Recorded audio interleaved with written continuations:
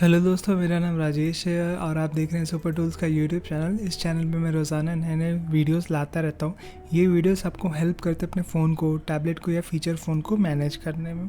तो आज मैं आपके लिए लेकर आया हूँ एक्वा टूल वर्जन 1.2, जो कि मैंने डाउनलोड किया है najarom.com वेबसाइट से। इस वेबसाइट की मदद से आप ढेर सारे टूल्स अपने कंप्यूटर में डाउनलोड कर सकते हैं। तो जैसा आप देख सकते हैं कि एक्वा टूल का जो पुराना वर्जन है वो वर्जन 1.0 है, वो भी आप डाउनलोड कर सकते हैं najarom.com वेबसाइट से।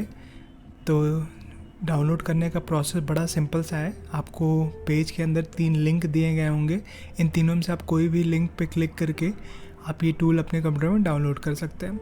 तो मैंने आपको वर्जन 1.0 पे एग्जांपल आपको दिया है और इस वीडियो के अंदर हम वर्जन 1.2 के बारे में बात करने जा रहे हैं। तो जैसा आप देख सकते हैं, टूल हमारे कंप्यूटर में पहले से डाउनलोडेड है और ये एक जिप फाइल है। तो मैं इस जिप फाइल को सबसे पहले अपने कंप्यूटर में एक्सट्रैक्ट कर लेता हूँ। एक्सट्रैक्ट करने के लिए मैं जिप के ऊपर राइट क्लिक करके एक्सट्रैक्ट किया सिलेक्ट कर देता हूँ। तो जैसा आप देख सकते हैं कि टूल हमारे कंप्यूटर में एक्सट्रैक्ट हो गया है। तो मैं इसे ओपन करता हूँ इस फोल्डर को।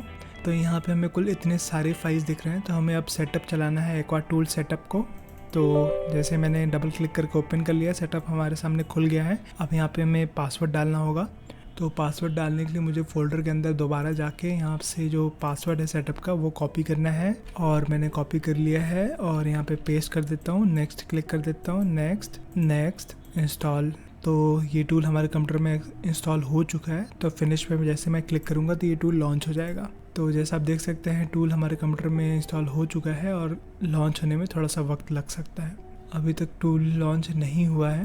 तो यहाँ पे आपको एक कीजेन भी मिल रहा है। तो कीजेन के अंदर आप की कॉपी कर लेता हूँ मैं यहाँ पे और मैं दोबारा टूल को ओपन करने की कोशिश करता हूँ। तो यहाँ पे आप देख सकते हैं कि फ्री एक्टिवेशन के अंदर जो की मांग रहा है, यहाँ पे की को मैं पेस्ट कर देता हूँ और यहाँ पे एंटर पे मैं क्लिक कर देता हूँ। तो यहाँ पे रजिस्टर्ड हो चुका है और यहाँ पे आप देख सकते हैं कि जो नेट फ्रेमवर्क का एरर है वो हमारे कंप्यूटर में आ गया है।